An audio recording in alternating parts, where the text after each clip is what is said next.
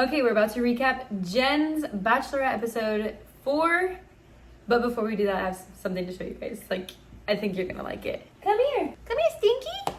Come here. Okay, there's Reese. Come here, Reese. Ready for your debut? Reese is so small. This shirt does not fit. Gotta get you cute and adopted. Okay. Look at the baby. Look, it's you, Reese. Look here. Look at the baby. She's a sweet little angel baby. You're my girl, huh? She loves chewing on my braid. You're my girl. She's so stinking cute. Oh my gosh. Oh my gosh. I can't get over it. Okay, well, let me don't ruin the hair. Okay. You're my baby. You're my little baby girl. You're a little baby. You're a little baby. Look at that. She's literally the cutest nugget. Her face card does not decline. She is the cutest thing. Let me show you Kelsey too. Kelsey! She was taking she's having a little snack. Come here, Kelsey. Oh. And this is Kelsey! And they're sisters. They're so cute and sweet. You my girl? Yeah, thank you. Okay, look at their faces.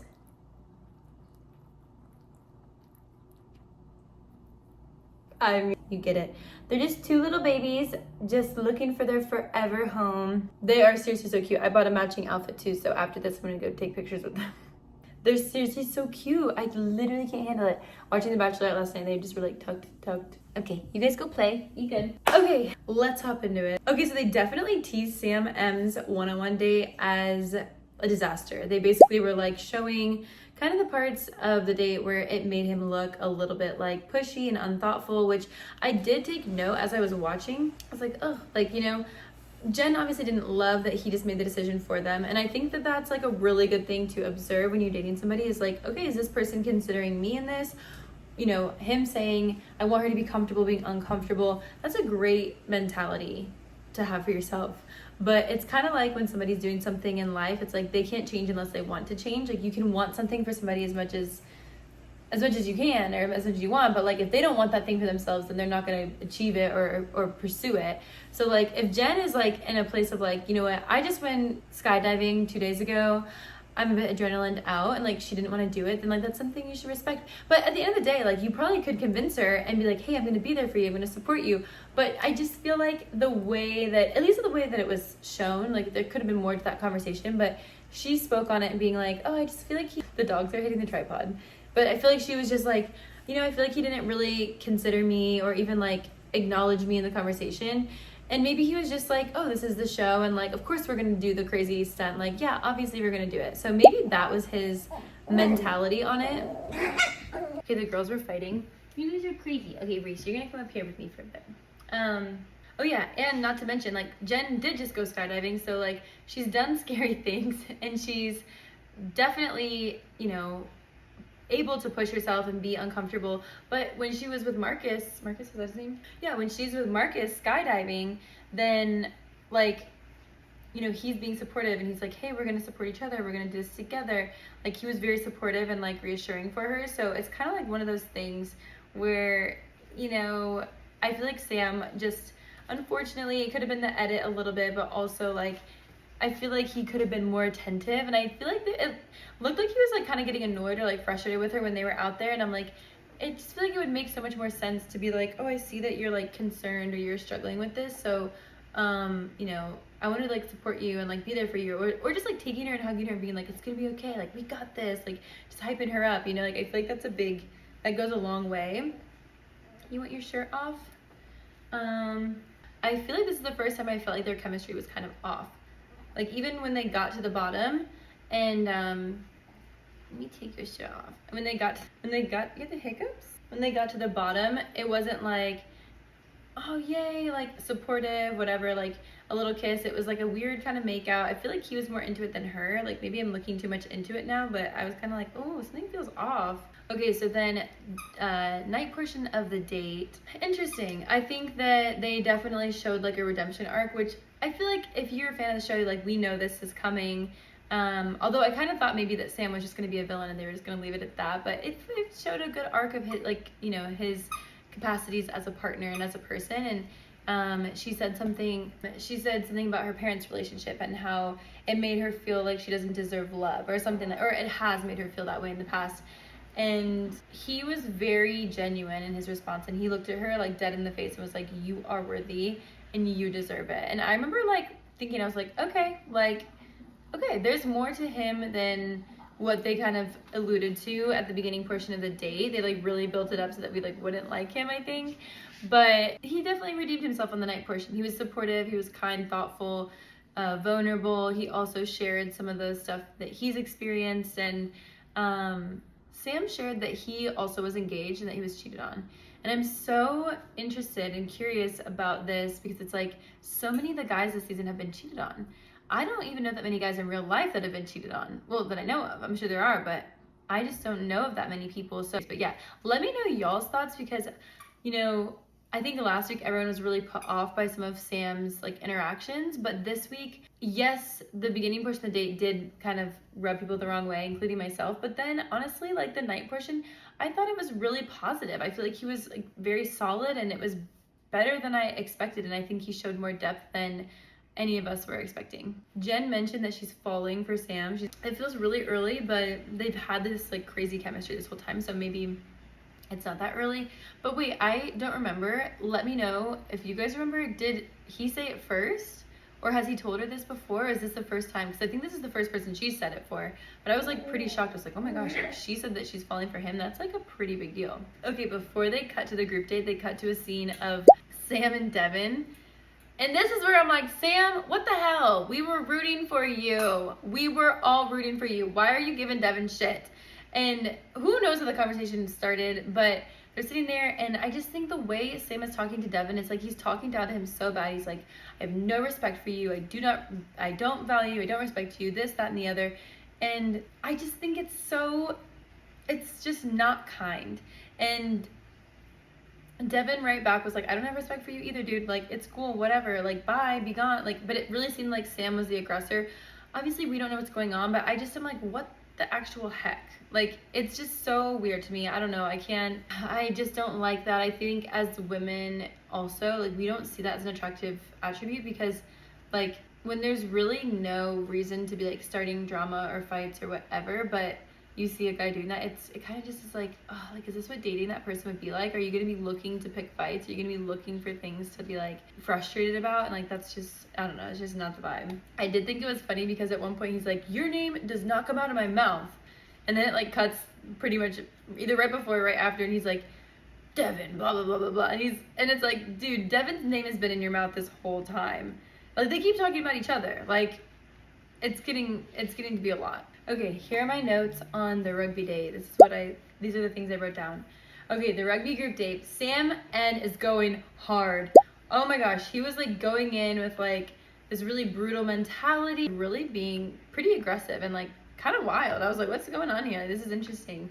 Marcus is hurt obviously at the beginning, but he's like, sorry, the dogs are literally fighting about my slipper. Just take my slipper over there. Okay, now you guys get to see Kelsey for a bit.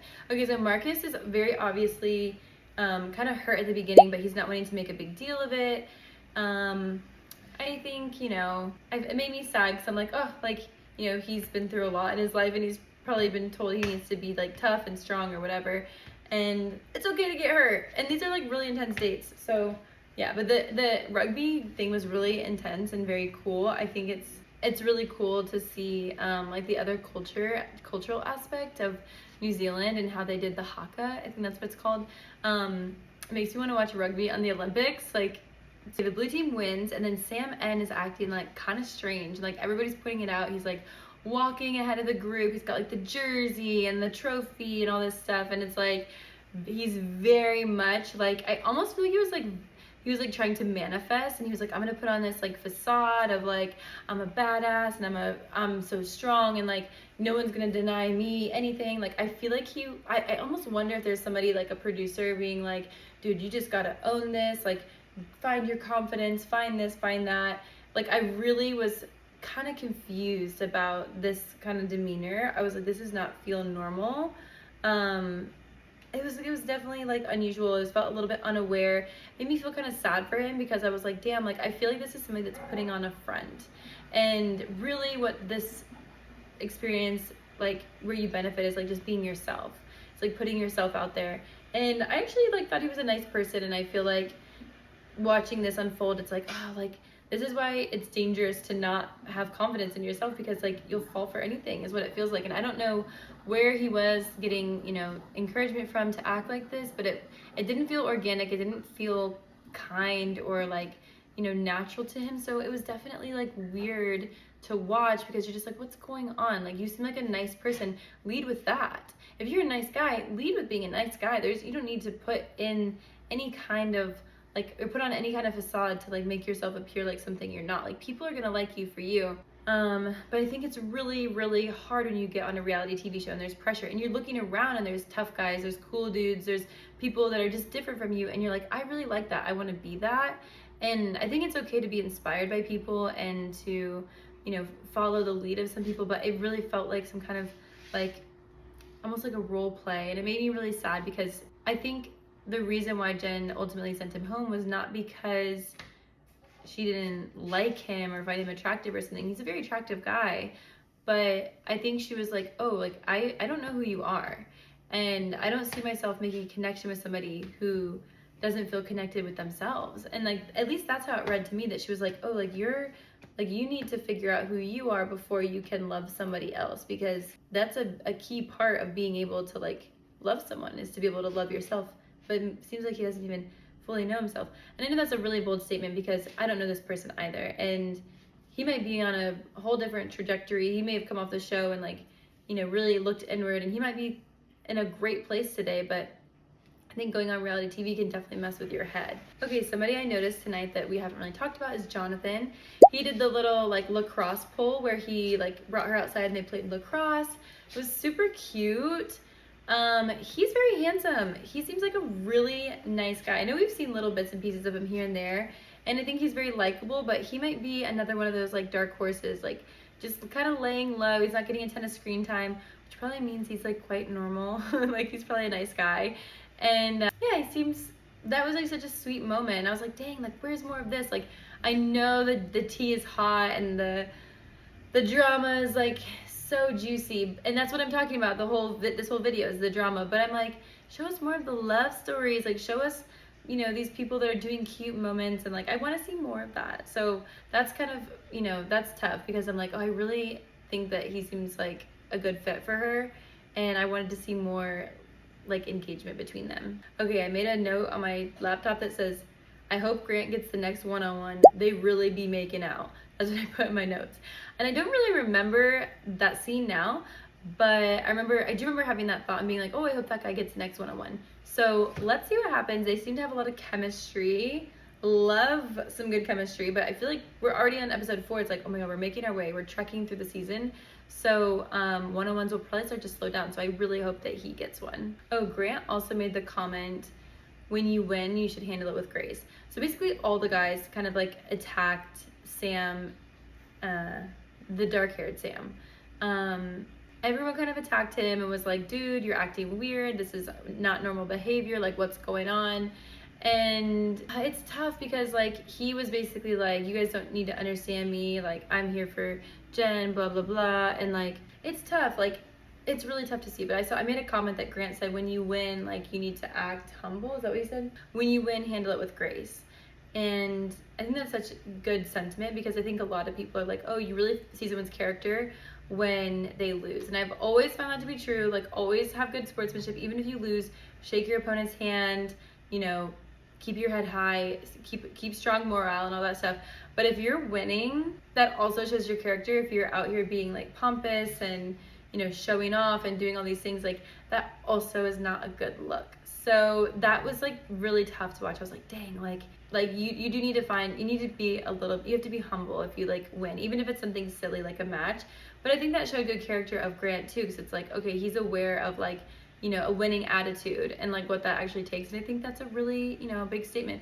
At the end of the day, it's like hard, because yes, these guys are calling him out and they're like, dude, this is weird behavior, it's unusual, it's not a good look, all that stuff. And it's like hard to not feel like it's kind of ganging up, but I also get it, because it was kind of unusual behavior. But, you know, the guys approached it. Sam N went into talk with Jenn, and he wanted to kiss her, and she ended up sending him home. I felt horrible for him, but I was really proud of Jenn because I don't think she wanted to kiss him. And I think, like I said earlier, she was just kind of like, you know what, I think you need to like figure out who you are.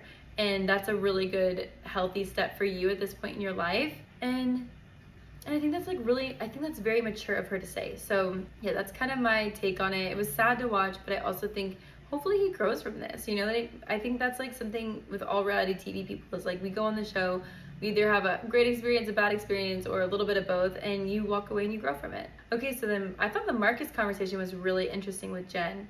You know, she brought up him being her, and she was kind of like, not being pushy, but she was kind of like, no, like, talk to me about it. What's going on? Like, I want to hear about this. Like, why are you, you know, not wanting to address it or whatever? And he was like, you know what? I just don't want people to feel bad for me. And then at some point he said something that was interesting. I think he said, I just wanted to ask a little bit of room from you. I think that's what he said. That's what I wrote down in my notes.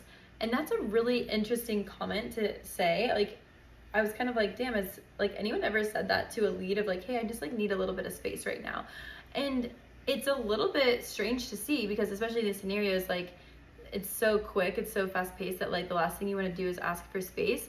But I actually found it really refreshing because I'm like, oh, he's not just like sucking up to Jenn and being like, oh, whatever you want, like blah, blah, blah. Like, this feels like a real, you know, visual of what a relationship with him would be like, where he's like communicating a need. Hey, I'm just going to ask for a little bit of room on this right now. Like, I need to process. And who knows, they may address it later, they may not. And maybe he just needs space to be like, you know, I'm just kind of dealing with my own stuff. And that's okay too, you know? So I thought that was very human, and I really liked that. Oh, and then Jenn gave him the group date rose. And even the way people were speaking about him, they were like, oh, this was like, you know, this speaks to his character, this shows like who he is, the type of person he is, and like, you know, if he's getting the group date rose, that shows that Jenn's got good taste and, you know, character and all that stuff. And I was like, okay, like, you know, this is all really good signs for him. Like, it really is a good look for him. And I'm like, this is really positive. A couple notes from the one-on-one with Devin. Okay, they went on a traditional New Zealand like cultural date. They had a cultural experience, and it was really interesting to watch. So beautiful. And then they actually opened about their cultures. Jenn talked about being Vietnamese and how that was kind of hard to integrate into like American culture and stuff like that. And she talked about embracing her Vietnamese culture and that that's something she wants to bring into her future family. They really resonated with each other as far as like kind of like parental growing and upbringing. Like, it sounds like they both didn't really have strong relationships with their dads. Okay, and then they did both open up about their father's situations. It sounds like Jenn's dad really wasn't a part of her life, and Devin, similarly, his dad was not really around, but he idolized his dad because it's your dad, and like, that's what you do. Like, you look at your parents like they're superheroes. And so he talked and opened up about that experience with Jenn and was like, you know, I think it really hurt my mom at times, but, you know, she handled it gracefully. She had jobs. She worked so hard. She provided for us. And like, it was so beautiful to hear how they spoke about their moms. They definitely both resonated and, you know, identify with each other. And I think that's really special, really cool. Okay, he told Jenn that he's falling for her. She didn't say it back, but she seemed completely like thrilled and excited and flattered. And I actually believed it. It was so weird. Like, I honestly don't always believe it when I hear people like say on TV, like, I'm falling for you, especially like as a viewer. I'm like, oh my God, we've seen you guys together for like 3 minutes. Like, how are you falling for each other? But for some reason with Devin, I feel like he really vibes with Jenn, and I feel like she vibes with him too. Like, they have a really amazing connection. I feel like they've really connected. They've like shared some really personal things with each other. Like, there's a lot to love about this relationship, and I'm just very much like, okay, this feels real, and I don't know why. I don't always think that this feels real. It feels very real, and I love it. It makes me so happy. And then the final thing in the episode is Jenn's ex-boyfriend shows up. I thought this was really interesting. I feel like Jenn is like a no BS kind of girl, and I love that she was like, what are you doing here? And when he said he loved her, she was like, you love me? Like, I don't know if he's never said that before. Like, I'd be curious if this is the first time he said that to her, but like, she was like, I don't know, like she just very much seemed, I don't know, I felt like she was not like that into it, kind of like she was kind of just like, what are you doing? She said, you could have told me this before you left. Like she was like very blunt with him, and I love it. Like I admire people that have like no issue with confrontation. She just was straight up like, you really could have said any of this before you left. I don't know. I don't know if she's gonna keep him or not. It seems like it based on the previews, but maybe not. It's hard to say. I could see her just be like, yeah, like honestly, it's like you never showed up for me the way I needed you to previously. Why are you showing up now that I'm Bachelorette? Bye. I don't know. We'll see. Very interesting dynamic. Can't wait to see what happens. And yeah, Jenn killed it as usual. She's beautiful, stunning, mature, funny, smart, cute, and like stands up for herself. She's a great role model. We love Jenn. Okay, thank you guys. Bye. And bye from Kelsey. She's sleepy. Say bye-bye. Everyone keeps telling us we look alike.